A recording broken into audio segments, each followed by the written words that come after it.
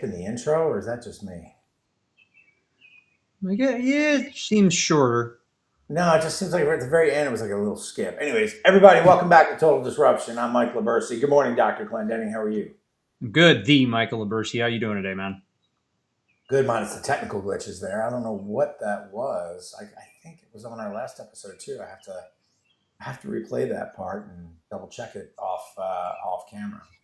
Yep. So what's going System on, man? I hear, update. I hear the birds in the background over there. How's life in the what are you in the The west or Great something? North Woods. Yeah, I've got the door open this morning. It's a remarkably lovely temperature. We went from the hilarity of it is we went from winter, like still winter, like grab an extra coat, wear your hat and gloves to go outside. And literally one day we went to I need to go swimming. Where's the pool? We jumped this huge, and everything immediately exploded into green. The birds are going ballistic. So it's nice this morning. It's like I don't know, 55 degrees outside. It's going to be mid 80s today. So I'm trying to get as much cold air into the father-in-law's house as I can to close it up for the day, so we don't have to run the AC. So it's nice, man. You got the view of the lake. I mean, trees are kind of moving, the birds are chirping. It's a nice.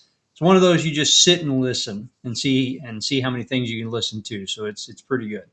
That's an economical tactic. Try to get as much cold air into the house as possible so that you can avoid turning on the AC.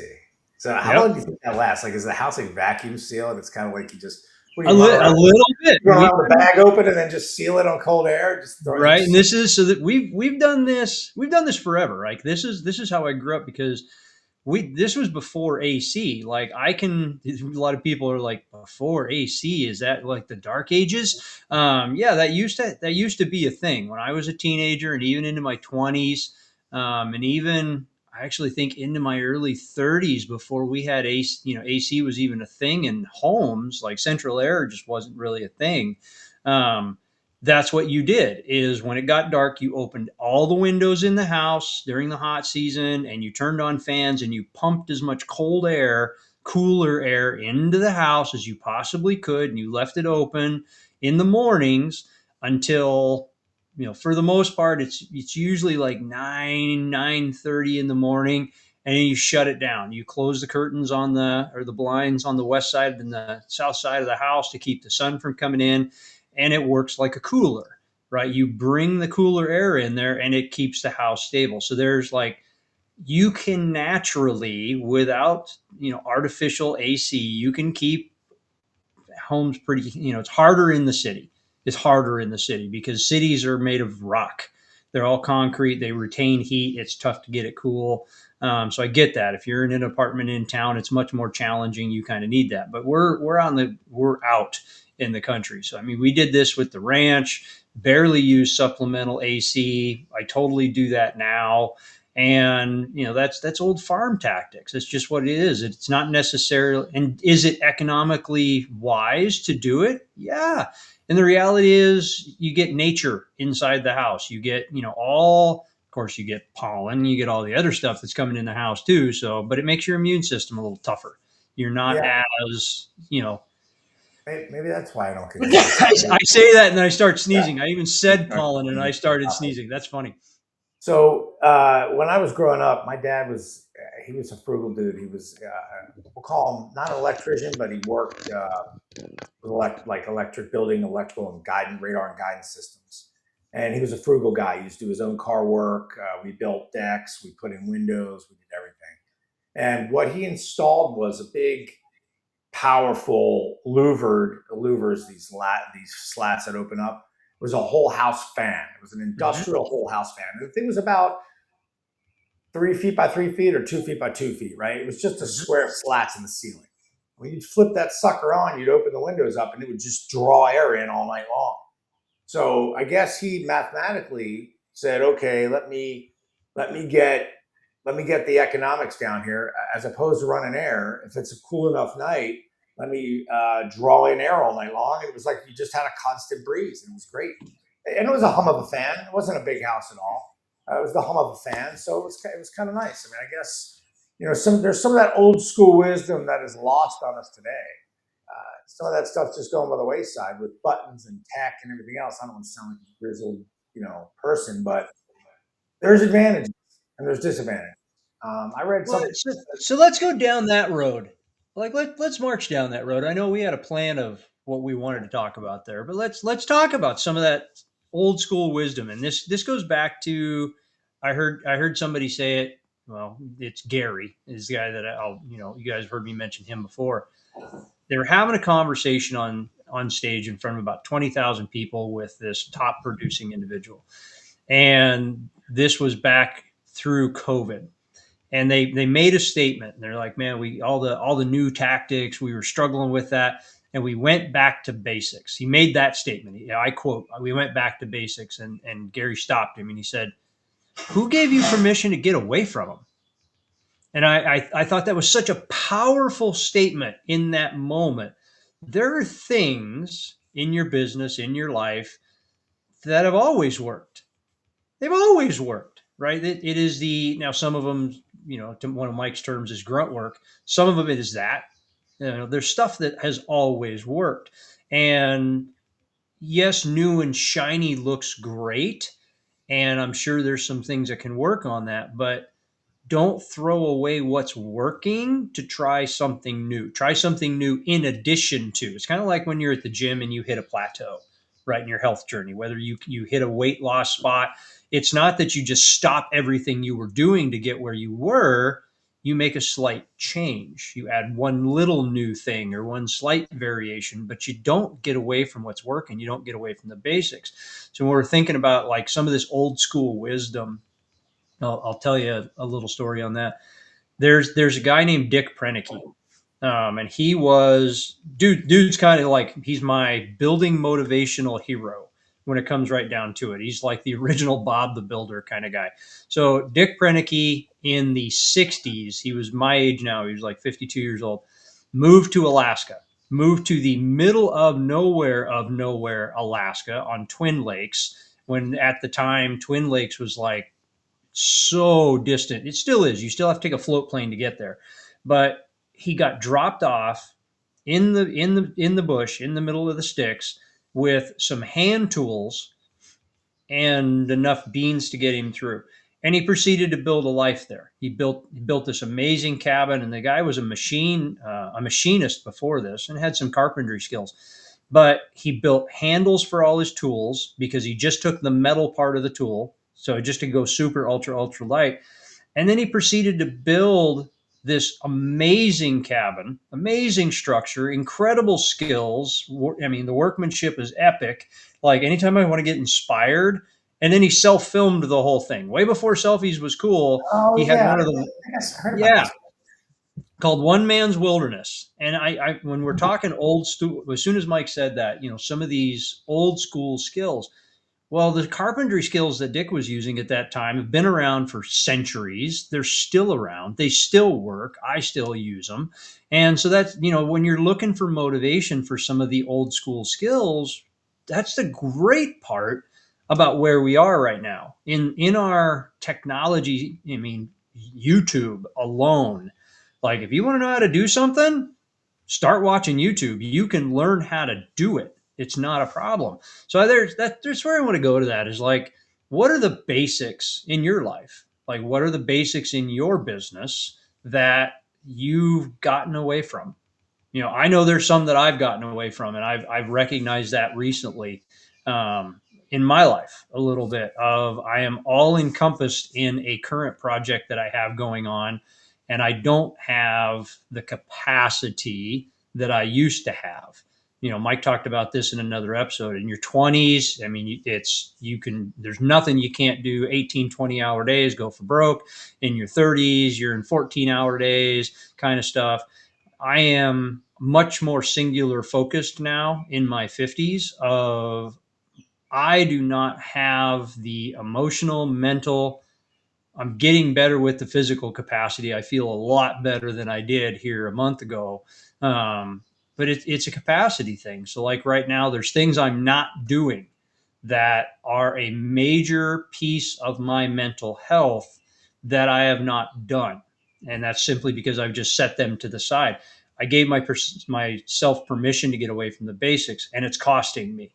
And I realized this, and I thought about this. Mike and I had a conversation a couple 3 days ago that was still a fruitful conversation, but I know I was significantly more edgy in that conversation than I need to be in any way, shape, or form. And it's because I've allowed myself to get away from some of those basics, some of those old school tools, some of those things that I've had in my toolbox forever that I've just given myself permission to walk away from.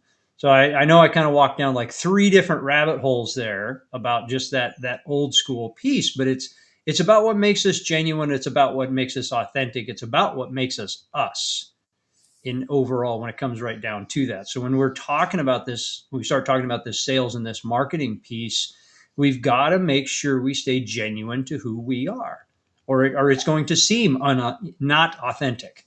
I would think I would think an every 3 day check-in would be a good tactical piece of advice to give people. You know, just sort of run through your last 3 days every 3 days, and you take a look at 3 days gives you a good sample size of exactly where you're headed for the next 3 days. Um, that's again, you go through. Let's just say Sunday, Monday, Tuesday. Oh, take a look. What did I do Sunday, Monday, Tuesday? All right. Wednesday, Thursday, Friday. You ever hear that week in review? I like to do 2 of those. I like to take a look at what I've done. This way, when you turn around and you got a week underneath your belt and say, man, what did I do this week? Not even judging yourself, whether you're productive, not productive, that's a different conversation, right? Who cares about that? I care about what did I do and how I can track and trace my life's time.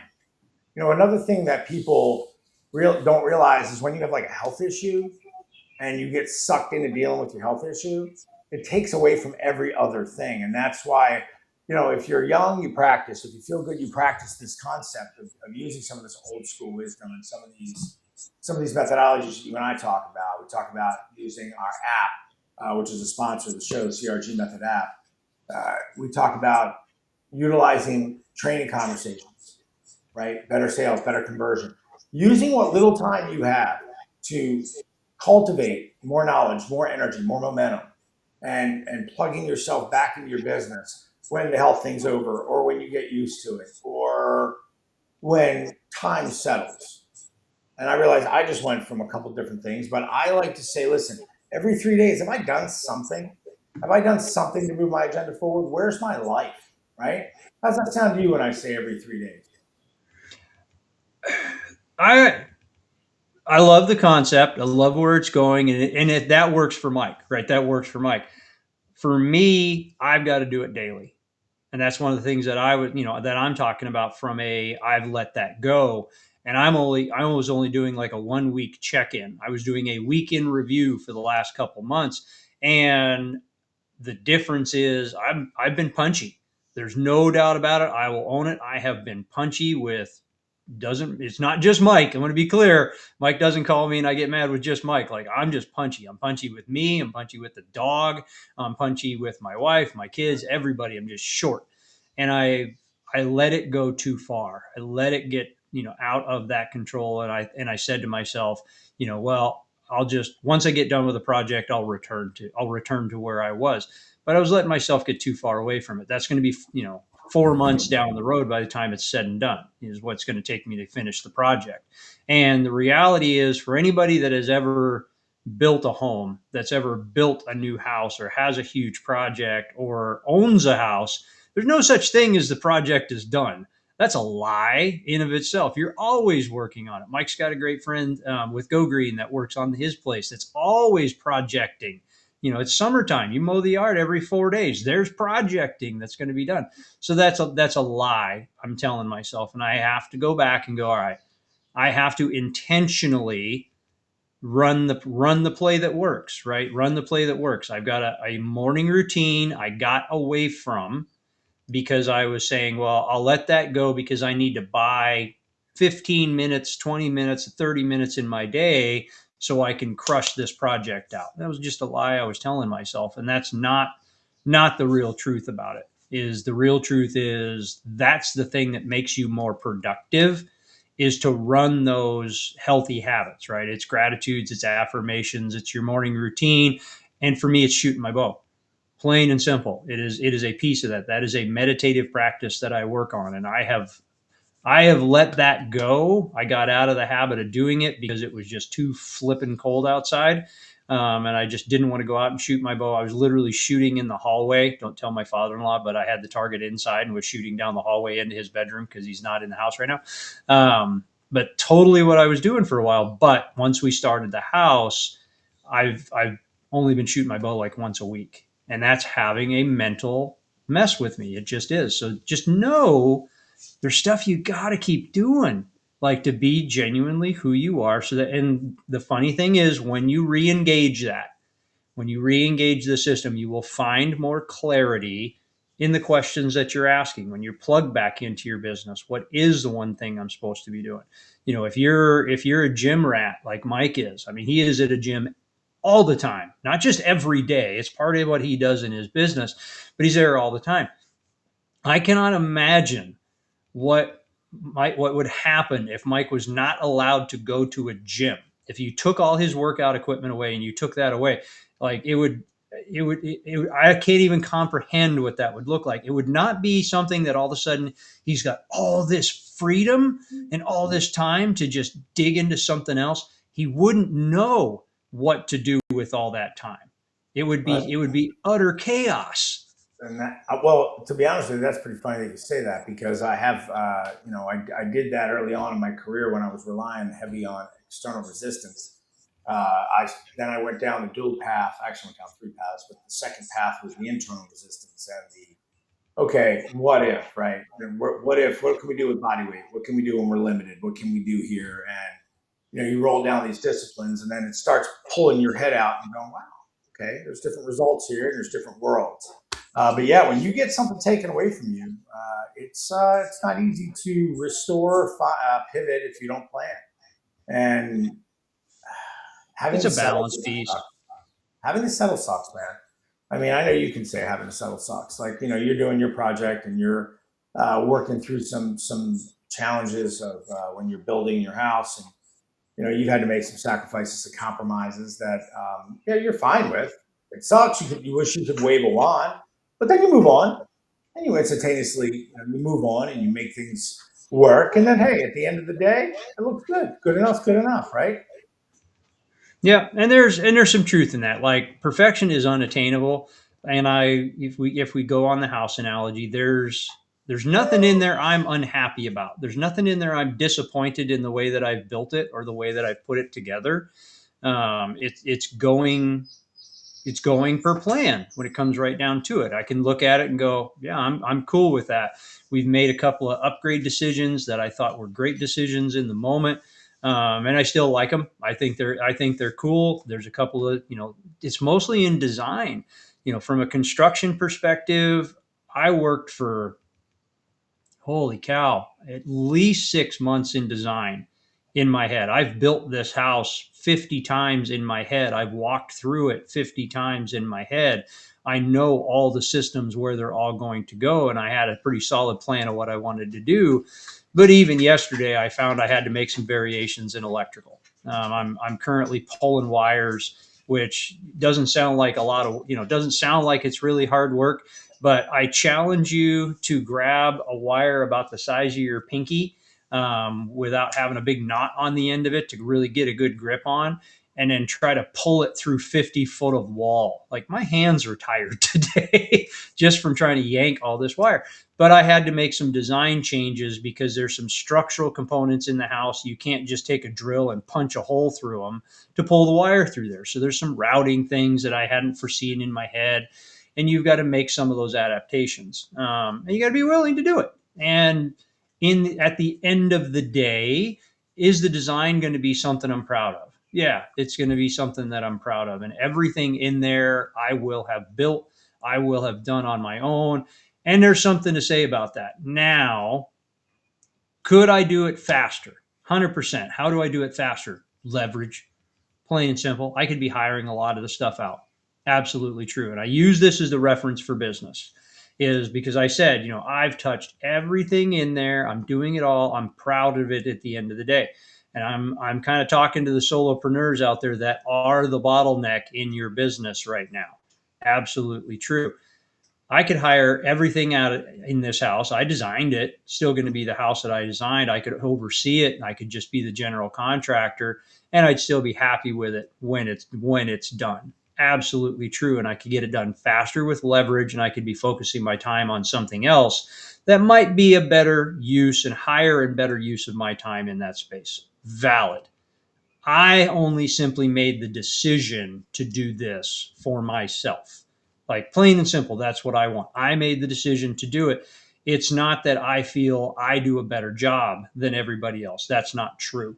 That would be a lie. There are contractors that are better framers, better contractors, better plumbers, better electricians, better trim guys, better cabinet guys. They're all out there. I could hire all of them. I just simply made the decision to do it this way. So the same is true in your business. Everything you're doing in your business, there is somebody out there that's better at it that you could hire. Absolutely true, that you could leverage. When we're talking this sales and marketing thing too, there's absolutely somebody out there that can write better copy than I can. No question that there's somebody that can write better copy. I'll And agree do with we that. hire them? Right. And do we hire them? Yes, we hire them. 100%. We've got a marketing team that does the marketing for the podcast to grow the podcast because that's not the highest and best use of Mike and I's time. Right, but So just think about here's a plus one to that. Not to chop you here, but here's a plus one to that. When you do hire out, though, you've got to compensate for other people's busyness, time, and yes, you you do. got to settle a little bit. When somebody says the word, I like their work, I like working with them. That means they've adapted. That referral means that person has adapted to the person they're referring you style and systems and processes. It means it works for their business. You know, the term so and so does good work means get through their engagement process because the work is going to be good. There's two different kinds of referrals, right? I like working with this person and this person does good work. They're two totally That's a different. nice distinction. Yeah. Yeah. And net result, most people it's both. Or have you ever heard of the hey, great doctor, terrible bedside manner? That's a little bit more applicable, maybe. Or this guy seems a little bit unorganized, kind of a pain in the ass. However, delivers, over delivers, and is amazing. Part of that process. Well, So and there's a great example of what's he great at, what's his highest and best use in the business.